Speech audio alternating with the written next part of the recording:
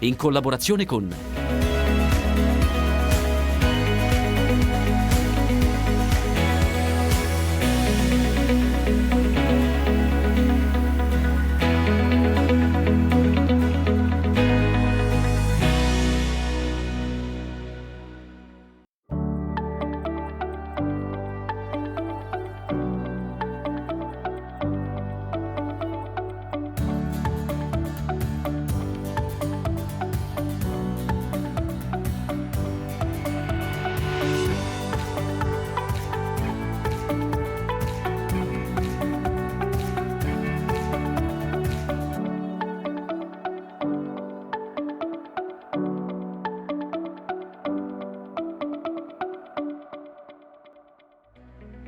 La Tuscia è uno scrigno di sorprese, soprattutto nel periodo delle feste. Sono tantissimi presepi viventi, da Sutri a Celleno, dove ci troviamo.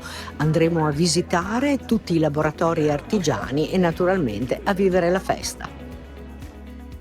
Allevare bovine di razza romagnola. Per parlare di questo siamo andati nel nostro Appennino, anche a Vergareto, in comune di Forlì Cesena, dove abbiamo visitato un allevamento di questa razza che era molto diffuso un tempo e ancora qualche allevatore porta avanti questa tradizione, una razza che fa parte del vitellone bianco IGP dell'Appennino centrale.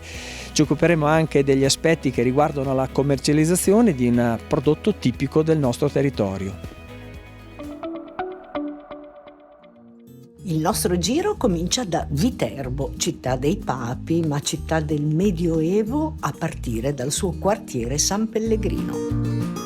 Il quartiere storico di San Pellegrino è rimasto intatto dal Medioevo ed è tra i meglio conservati d'Europa.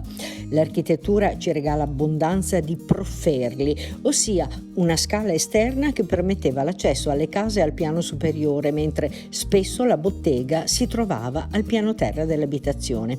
Altra particolarità era il richiastro, un cortile di servizio dove si affacciavano una o più abitazioni. Particolari poi sono le case a ponte, abitazioni che uniscono due edifici separati da una strada, creando suggestivi passaggi coperti. E poi le torri, erette a scopo difensivo.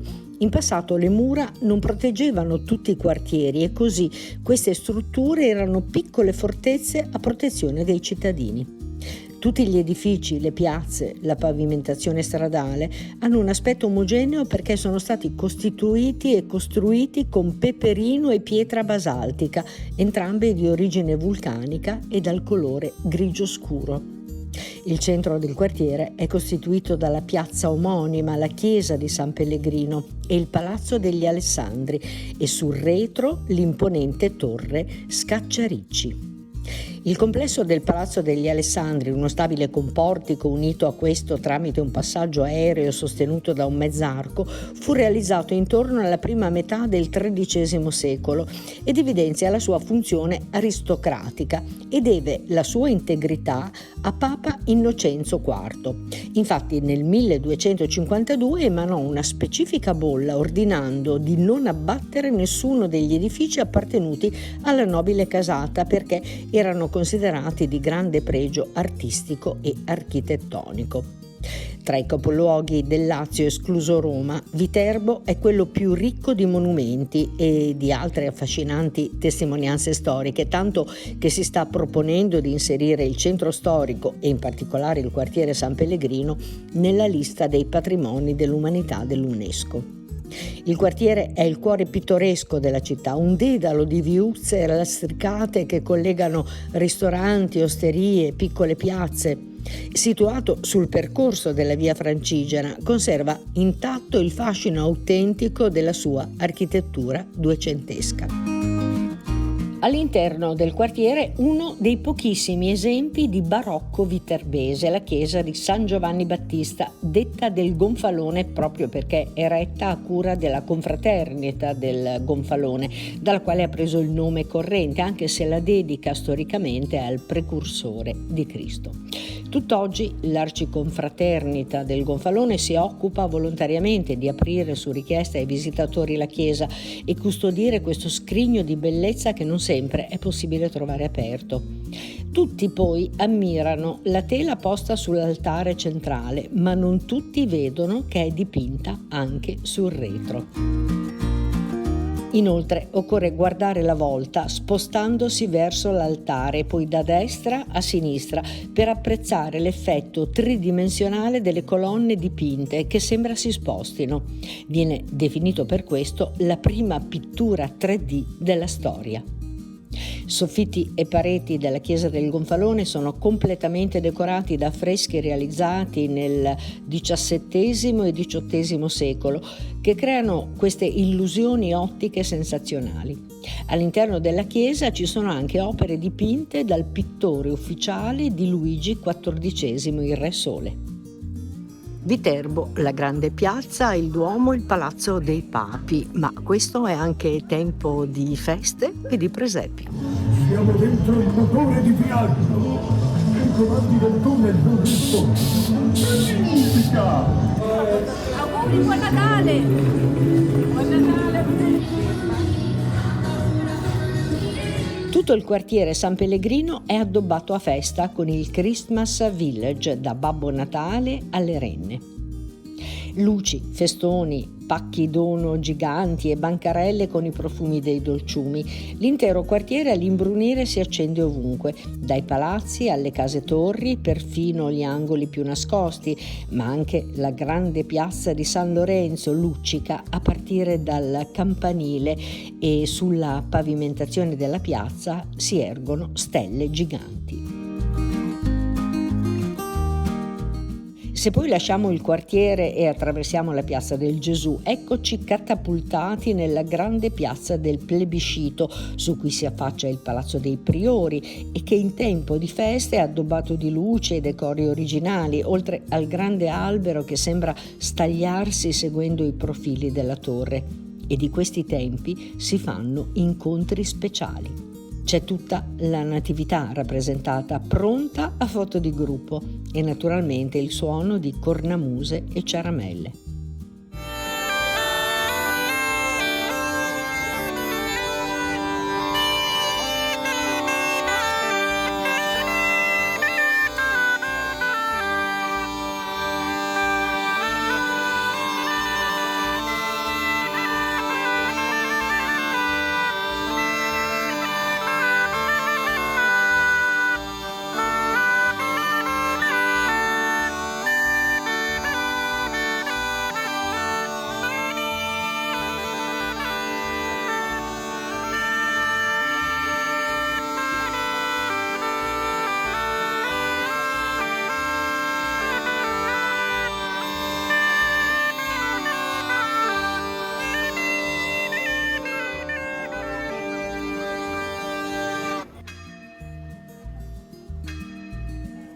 Sutri, davvero una scoperta. Il centro storico con tutte le sue viuzze, ma anche la Villa Savorelli e poi il parco archeologico, dove sono in atto tantissime iniziative e dove dai grottini e dall'antica necropoli si sta ricostruendo un villaggio del tempo.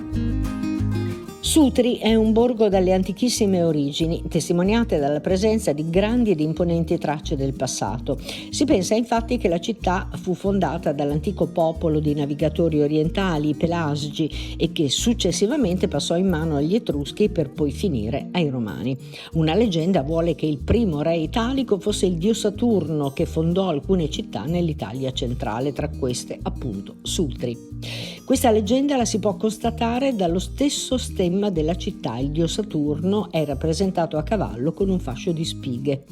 Costruito su di uno sperone di tufo, il suo centro storico conserva tantissime testimonianze del Medioevo, tra cui il Duomo.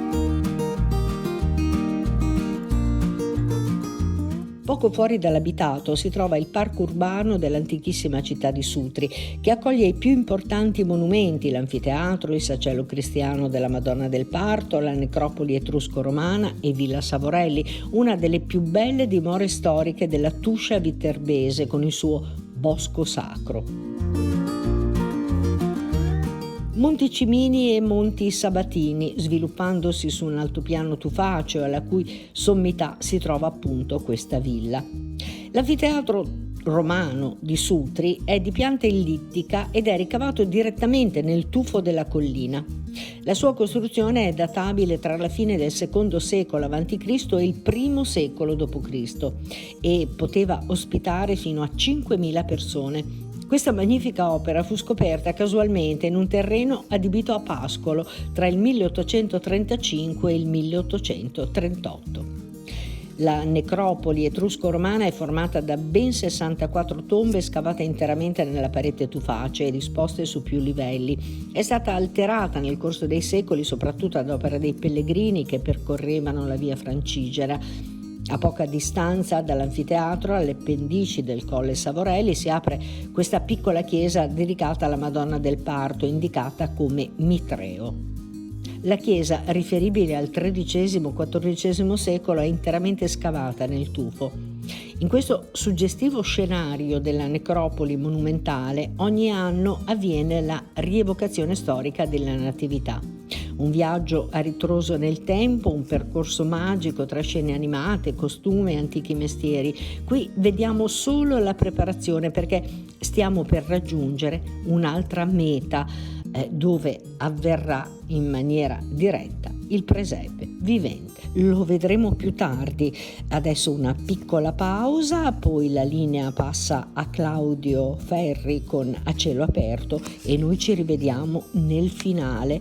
Altri borghi medievali, altre sorprese e naturalmente, come dicevamo, presepi viventi.